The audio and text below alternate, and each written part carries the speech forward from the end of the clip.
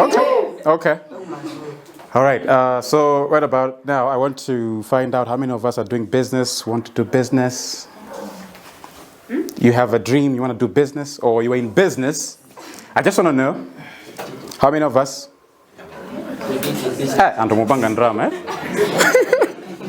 Join us.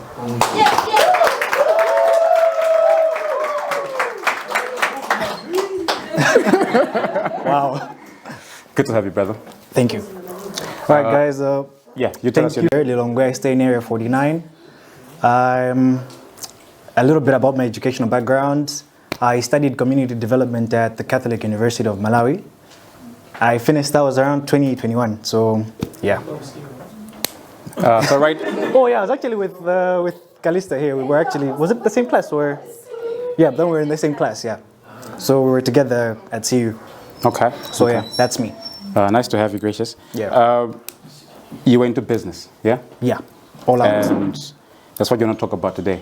Yes. You ready? Because these guys have questions for you. So tell us what business you're into, first of all. Okay, so basically, into agricultural business. Let me put it like this. It's going to go into phases. The first one is, a lot of you know these people who buy agricultural commodities and, they trade in those, yeah? I think somebody last time mentioned Forex trading.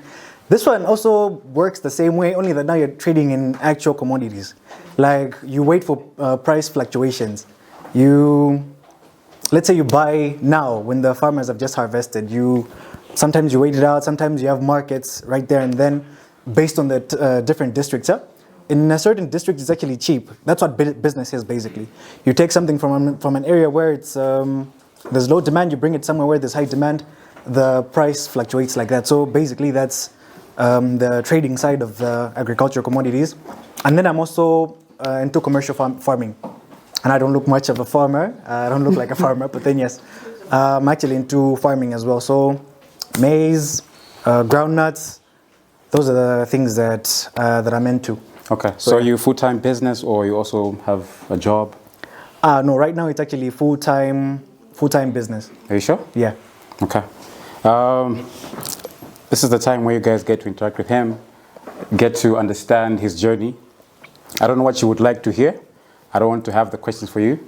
So you've got the business that he's into. I believe his journey has taught him so many things and he'll be able to share something with us that can be of value.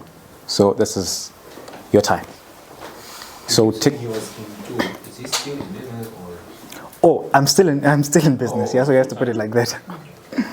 So yeah. Okay. I have a question. Yeah. Why agriculture and not any other thing you could venture business into? What's your inspiration to take that way? Okay, so I think when we look at Malawi's economy, all of us here, we've once used this term, it's an agro-based economy, something like that. So basically, you know that this is what your country does and it's good at. So for me, I find that as something that's been easy for me to look into, yeah? Because we have the land, we have all the resources, and I'm just trying to tap into that market because it really is profitable. All year out, people need food. So that's... Okay, so as proof that I was paying attention when Vince was talking last time, he mentioned that agriculture is very risky. He tried it. You said you dropped it, yeah? Oh, yeah. Yeah. Yeah, plenty of times. He said that he dropped it, yes. So the thing about rain-fed agriculture and us actually relying on rains and whatnot is that it's the most unreliable type of, it's very unreliable because I can give an example of a country like Israel. Our friends actually going there and they're actually telling us about things like irrigation schemes and whatnot. They don't have a whole lake like we do this side. So basically, in my journey of agriculture like this, I'm trying to find ways where I'm going to shift away from simply relying on rain-fed agriculture because that is very unreliable. Last year, you hear places, there was actually a time when rain stopped coming for a whole period. So basically, that affected a lot of people and whatnot. But then it also depends with the area that you, like the location that you choose to run your to run your agriculture. You have to, like here in Lilongwe, some areas had good rain, some didn't. There are districts like Njinji, is it Kasungu? They still had good rainfall. Deidza always has like most times there's always like good and proper rainfall. So I think you have to look at all these factors when you're considering going into this into agriculture like that, because honestly it's very unreliable and it just happens to be a very expensive endeavor for one person to do on their own, to actually come up with a whole irrigation scheme for themselves. So that's where people are actually seeing it as a huge problem. Yes, you're telling us that rain-fed agriculture is unreliable, but then we don't have the money to actually go and get all that equipment. You have to drill because there's water underground. People can actually pump that water, you put it in tanks, you water your plants, and everything goes on smoothly. I think the ones who have started, the people who have money like Bushiri with his Goshen farm in Jinji. So that's the direction that we're supposed to be taking if we're to actually make this a whole profitable endeavor. I hope I've answered your, me as an individual. Okay, so basically, for now, all I can say is you work based off of past experience. At least this area, because I can go like I have different farms, yeah. But then what I've done right now is that you actually give yourself. Okay, I haven't reached that potential where like I can actually buy a whole farm, but then what you do is actually rent. You understand? Like people have actually huge farms, and you rent it out for the whole season. So that's what I'm doing right now. Because when you actually buy the farm, that means you're stuck in that one place. But then let's say now with climate changes, you're saying, so like it has stopped. Actually, rain hasn't been falling quite well that side. You're actually free to shift. Until now, you have the capacity to actually bring in that irrigation scheme that I've been talking about. You've grown to that extent. Now you can buy a farm, and you can actually, because you can't go and lay out an irrigation scheme on somebody else's land. That's very impractical. So I feel like renting is how one can manage that risk. Last year, this side wasn't okay. Of course, you're still not going to be able to really predict what's going to happen. So you just have to wait on it and see. This is what's going to happen. But then it's always, no matter what happens, whatever you put in, I've always told people, it's in the worst of the worst situations that you're not going to get something back. Like in areas that are really dry, that's where now you actually see, I put in a lot of money and I didn't get anything back. But then otherwise, you do your farming, you're still going to get something, at least what you put in. So if the worst comes to the worst. So after graduating, the first attempt that I made to start a business was to ask my mother for money. She said no. And she had a reason. I asked her, I'm like, can I have some money so that I wanted to start this, I wanted to do this. Basically, that's what she also does the same. I asked her for the money. She said no. And I'm like, but that's not fair. I can actually do something and whatnot. She literally said, no, you're going to have to figure it out on your own. Yeah. So till today, I'm actually very thankful that she did that to me, because it put me in a position where I can think of, because, okay, when we talk about capital, in business, we always think of, just having the money right there and then. But that's not how it's always going to be. And it's really hard for that to happen. So I started looking around. I started checking myself, okay, what do I have? Like something that's mine. So we've graduated. I was the person who was actually, like I said, I'm into gaming. So I had this laptop and my phone. Both of them, when I saw them, they were of really high value at that time. So I was like, here's what I'm going to do. I'm going to sell these things. Okay, I'm saying high value, but then they were like worth 250,000 or something, or so. So I sold these two things, yeah? And the next thing that I did shocked everybody. But then in the subtle art of not giving a fuck, here's what I did. There was a day that I actually went to the market, and then I had a friend that side. Like I was staying in Dids at the time. I was talking to this friend of mine. Then I was busy talking to him, asking him about ideas.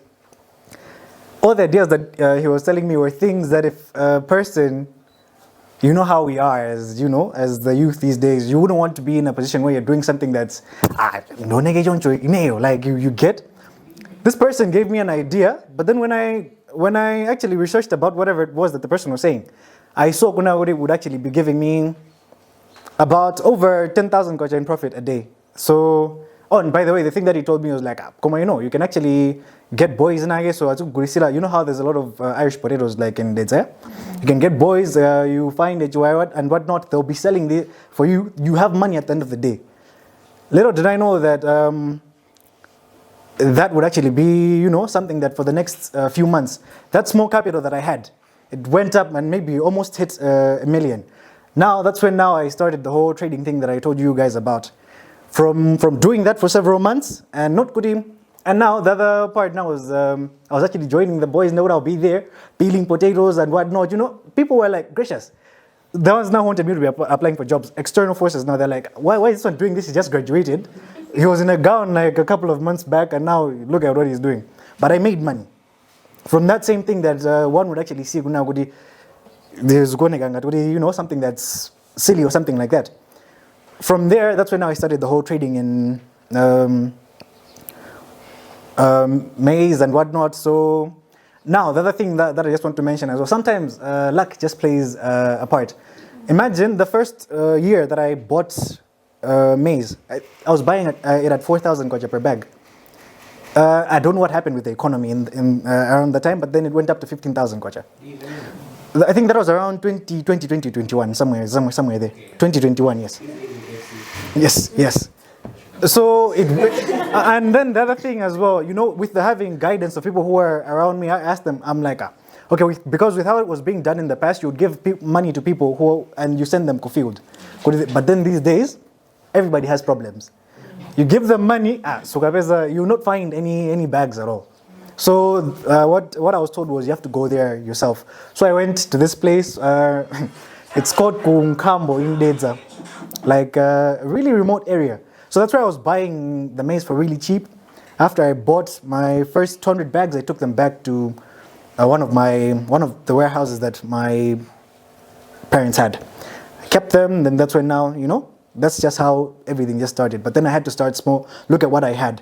And as for capital, all I can say is we have so many things around us. You as a person, you are your capital. You can start something. You can find a way.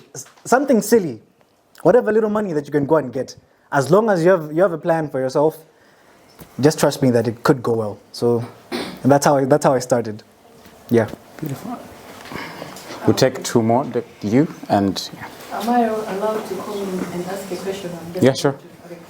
I'm impressed with how you have said, okay, let me quote it. As graduates, we can't do this because I have a paper. But then at the end of the day, it's not the paper that will put food on your table. It's not the paper that you had for school that is overrated. So I think we should really learn from that. Papers aside, hustle, like you didn't write my school, you had sleepless nights. Hustle, like you want to achieve something. And if you could hear the warehouse, actually, what I thought was, okay, I think so for me, I would go like, he already had a path. Commando, with how he has explained, it means, okay, despite that he had a path, Magana and drama, but then he still went ahead and he did what he could do, and then there he is. Now, my question is, you as a business person, most of the times when we are interacting or we're hearing about business people, they always talk about the positive side. You as a business person, what is the most negative thing that you can tell somebody who is trying or who is thinking of getting a business?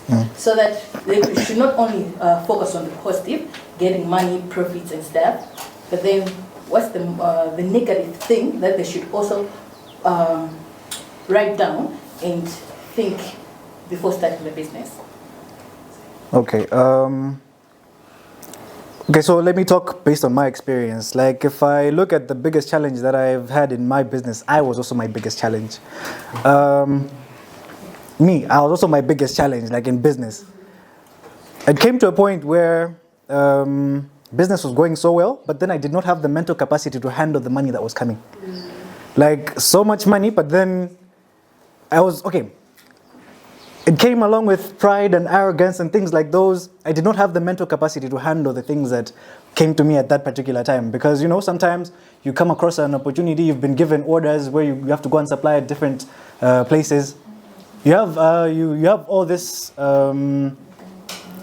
money coming in, but then you as a person, you don't have the capacity to actually handle it and sustain it. So basically, what goes up must come down. You start making losses because of your own personal habits. So the advice that I can give a person is, as you're doing business, try to make it a thing as well. You should increase your capacity as well. Okay, fine. I'm expecting I'm going to be making profits, but then have a strategy where you also try to build your mental capacity for when whatever goals that you have, when they come to fruition, what do you want to achieve? Because when you don't have that, you actually lose direction, and that's when now the negative side of business now will hit you, where people go like it's risky and you actually lose a lot. But now when you have the mental intelligence, where you actually know that this is what I should do. This is okay. Another point. You have to be willing to ask and be willing to listen as well. So that's one of the things that I could say. Because now people are going to be giving you advice. There are people who have been where you are.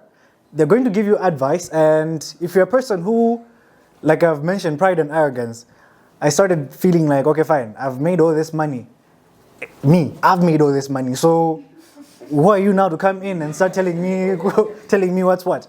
So there was really a lot of issues that stemmed from that, and started making losses and whatnot. So there was a lot that happened. You start making losses. So now it's how I'm actually found here, because of the same process of trying to increase my mental capacity and involve some personal development in my journey.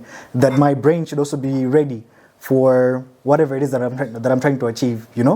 So we read books like these where they tell us to only look at the things that really matter in life. So yeah, things like those. So I hope I've answered your question. Okay, you started by saying some people actually try to do something because other people are doing it. Yes. Okay, so I can't go like I'm exactly passionate about agriculture, because it's actually something that's really hard, but it brings money. So you could actually ask yourself things like, those people actually decided to start collecting trash in people's houses.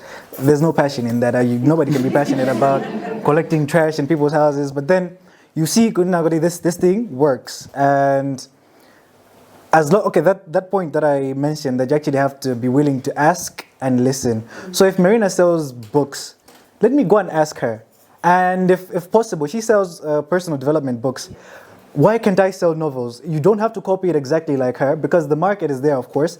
But then you have to be willing to also diversify and go like find gaps in what you've actually noticed.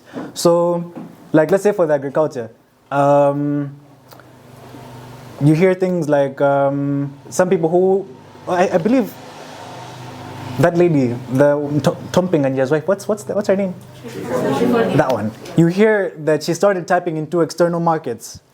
Yeah, she might have seen somebody probably who was, okay, let me not like speculate, yeah, but then you actually have to be willing to expand yourself like that. So she's doing it like that. You could possibly do it better. You just have to believe in yourself, do the research. You can also, don't be afraid to join or do something different. It all just works out if you really put the research into it. Okay, so yeah, I understand. Every single year we hear that there is hunger in the south, and our staple food is maize. So when you look at a gap like that in our production, you see that there is a market.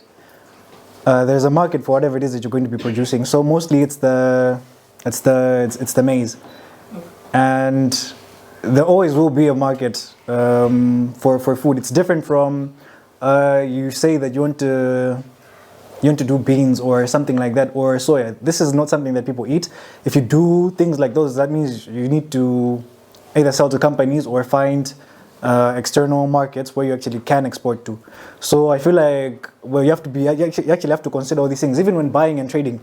If you buy large volumes of things like like beans and whatnot. Most people who do that, they want to export. But then if you buy lots of them for you to actually sell right here in Malawi, you'll find it a little bit difficult if you try to sell, let's just say, one bag at a time. Because the season is actually going to start again while you still have them if you buy a lot of them. So you have to look at things like those.